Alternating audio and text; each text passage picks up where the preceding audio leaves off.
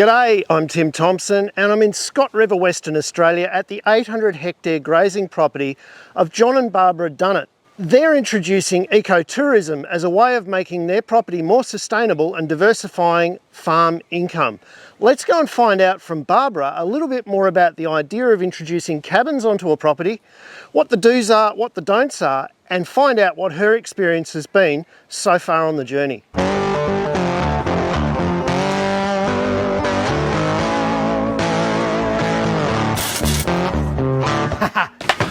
Hello Tim. Hi Barbara. Welcome to Scott River. Thank you. And this is Miliana, the property which we run. It's an 800 hectare property and we've got some grazing on the flats below us.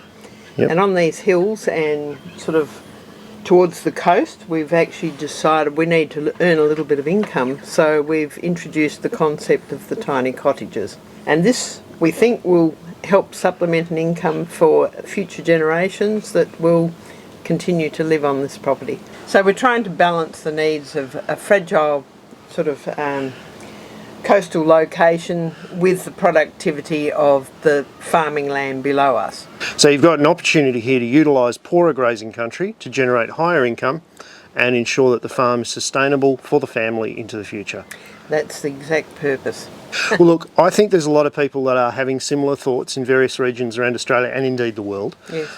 Tiny houses are a big thing. Yes. So is sustainable accommodation and sustainable tourism.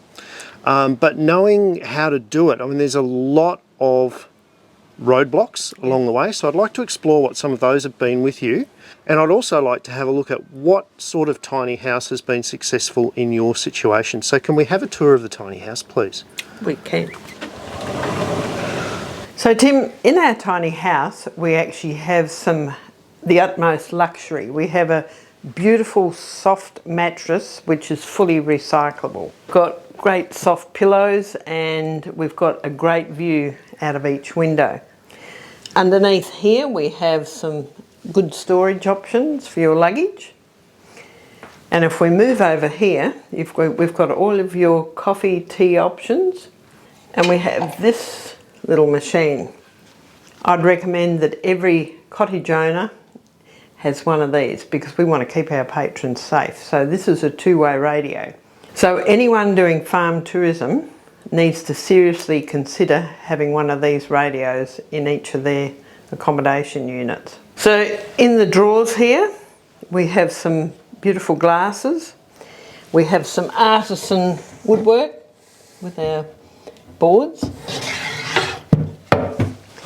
We have all of your crockery in here, different styles. We think that sort of if you're here you should be able to enjoy using our beautiful plates and dishes.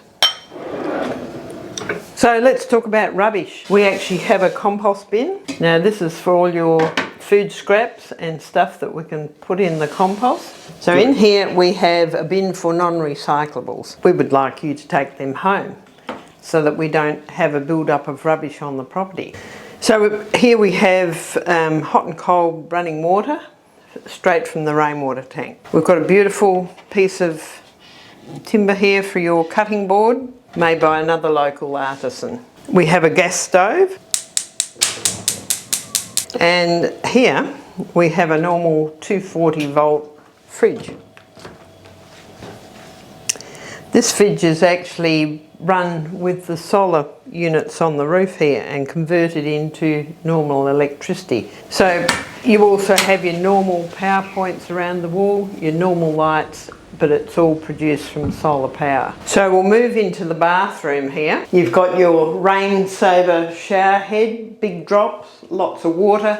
So here we're using environmentally friendly products which don't put phosphorus in waterways. So we support all of those things. We have shampoo, we have conditioner and a range of products. If we move over here, we actually have a compostable toilet, just like any normal toilet, but you don't see the flushing buttons. That's because underneath this tiny house we have a system which actually composts all of the waste, the water and the waste out of the toilet. It works when you've been to the toilet, you actually put these wood chips in, and then it composts into a shuttle which you can pull out and compost, so no waste and no environmental damage from the sewage system. Nice hand basin, same system with the water from the rainwater tank. So another brilliant aspect of the tiny house is the double glazed windows. Now if you notice, we've got windows all the way around so that you can make the most of the view out of any window that you like to look at. So we want you to enjoy the view and the experience of living in this tiny house. The cabin information booklets not only educate their customers on how to use the environmentally sensitive features of the cabins, but they also instruct people on how to interact with the livestock on the property. And this is a critical element of any farm stay. Well, Barbara, I think sign me up. I could live here for a couple of months, I reckon. This is pretty good, isn't it? I think, Tim, even though I've got another home, I think I could live here quite too. comfortably too, because we've got everything we ever need to make it a beautiful stay. You've spent a lot of time getting these cabins engineered so that they don't have any impact on the environment.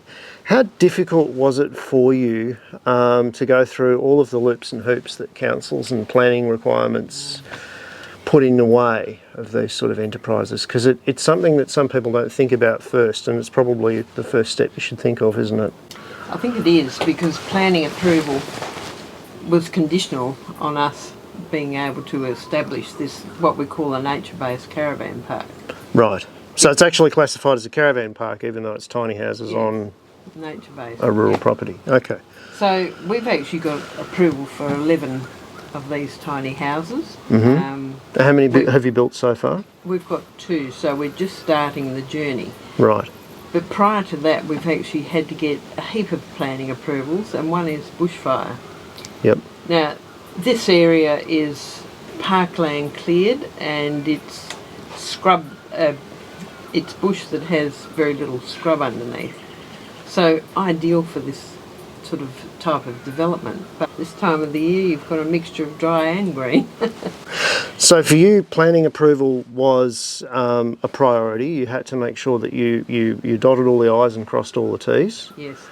So to get the bushfire approval, we actually had to employ a consultant who came and looked at the area. Yep. We had to actually locate where we want to put each of the tiny houses, and then sort of make sure that each of those areas was fireproof and had limited impact. So if people are looking at doing something like this, you've got to first off make sure that your local council will actually support it, and then you've got to try and guess how much it's going to cost before you begin that process and add that to the bill, don't you? We actually did a brilliant business plan, and then sort of COVID and this recession have struck, and we've faced the problems with trying to get the materials, because everything in these tiny cottages has to be fireproof as well. Yep. So we had to choose the materials very carefully. So there was a delay there. There was a delay in actually getting people to construct them, because we've actually gone to 2 different companies with the build of these, but it blew out by 6 to 9 months. So, and the cost sort of probably at least another 25% on top of the original cost, because of the conditions economically that we're facing at the moment. One of the biggest early learnings that John and Barbara went through in this process of building was that traditional tiny houses on a trailer are a very inefficient design. The trailer adds substantially to the cost of building the cabin. Future cabins will be mounted on stumps, not a costly trailer frame. So Barbara, you're trying to open up a new area in this, albeit only 70 k's from Margaret River. It's relatively unknown. And you've got this funny P word, a plan. You've actually got a marketing plan for your business that involves other people in the local community as well. Yes. So there's other food and wine producers that live along the route to this property. Yep. We're keen to work with them, and they're keen to help support our enterprise. And we actually support the local community as well, and they support us, because we've actually got some good growers around the area that are prepared to supply products here, whether it be honey or something that's locally grown and locally made. There's sort of all those little enterprises that don't get to the Coles or the Woolworths or the major stores, that we actually help support their products along the way. And then they'll help support you by suggesting you as an accommodation destination. Yep.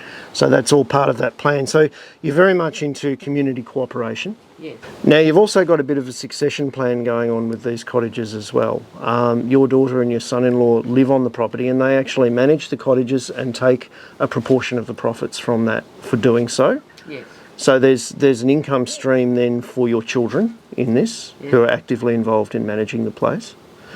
And you've also partnered with a business that actually sets up the tiny houses as well, and you've got a profit share arrangement with them, so you haven't had to bear the full cost of installation, is that correct? That's correct. And the company Little House Repulblic, who are the generators of the sustainable tourism product and fiercely believe in making sure that tourists don't leave a footprint, because a lot of tourists come to communities and they're consumptive. They're consuming the resources that are built up by the local communities. So my husband sort of loves this area so much that he wants to make sure that it's protected from overuse and abuse by consumptive activities which sort of leave a mark on the landscape. We're trying to limit that footprint on this earth and do the best we can with providing a model which tourists can actually give back instead of always taking. And this approach to running these cottages works hand in glove with what you've already been doing on the farm in moving away from synthetic fertilisers, trying to move towards more natural inputs onto your farm. You're also now applying that same ethos to your tourism business where tourists are actually adding to the property, they're not leaving behind waste and they're not consuming resources. And I see that as a direct correlation. So you're 2 years nearly into this experiment or this new enterprise. What have been the major learnings that you would do differently if you approach doing this again? Probably a few things. Because of the blowout in time frames, we were forced to actually finish off these tiny houses in a time of the year in which, you know, you've got the soils drying out and it leaves more of a scar on the earth because we don't want bare earth. So I think our timing, we have to manage that a lot better. I think we might be looking, both of our tiny cottages to date are made by two different builders. I think we need to rationalise how we actually get the build done, because I think we've got a fair bit of experience now. And is it a different model from the two that we've got, where we're actually using not cheaper materials but different materials, different products to actually build the next locations? Because we actually want to set up, because these two tiny houses are for a couple. We'd actually like to have some family-friendly opportunities in the next stage of the development. And we're also looking at this lease structure. Because we have a company that's helping with the build and the management of these properties. So within our 800 hectare landscape, this is only a small portion of that. So we're looking at how the lease structure could work, and this will give more security for investment into the property. So that has to be a win-win for the investor and for the landholder. So that's another area that we're sort of working on and trying to get a model which works for everyone. So you're also looking at external sources of income and investment for this enterprise. You're not seeing it as just locked off to the family farm. You're actually encouraging external investment. And I think it's like our whole farming career, where you actually learn every day. Something new that you learn in business development. So I think we've actually had enough experience now to know where we need to head, and I think it's like with every financial model, you have an initial boost of activity and then a bit of a lull while you consolidate, and then sort of you can go forward from there. So I think we're in that consolidation phase at the moment. So that's also a very interesting thing. You got permission for 11 of these cabins, but you only built 2. Then you sat back and you watched and you learnt from that experience. Because what works here might not work 200 kilometres down the road. It might not. And I think one of the key things is that we actually need to, for this company to break even, we actually need to have 6 built. So we've got to actually move up into that next phase of activity, which we are at the moment. Well, Barbara, it's fantastic to see people not only having a great idea, but then also putting themselves out there and helping others learn from the experience. Thank you so much for today and for the tour of your tiny house. I hope it goes well for you. I hope you get those next 4 units built very soon and that things work out and that the tourists come and support you. So if you're coming to the Margaret River region, how can people get in contact with you, Barbara? I think look at the Little House Repulblic website and you've got all the booking details, you've got all the information about the cabins, how to get here, what you can expect when you do get here and what activities there are to do within the area.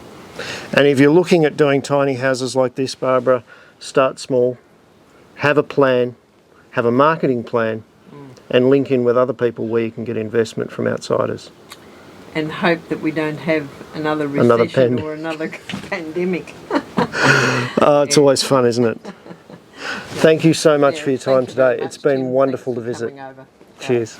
Yeah. Guys, if you like this kind of content, don't forget you can hit the subscribe button, give it a thumbs up, and there's plenty more on timthompson.ag. If you want information about the tiny houses today, there's a link in the description.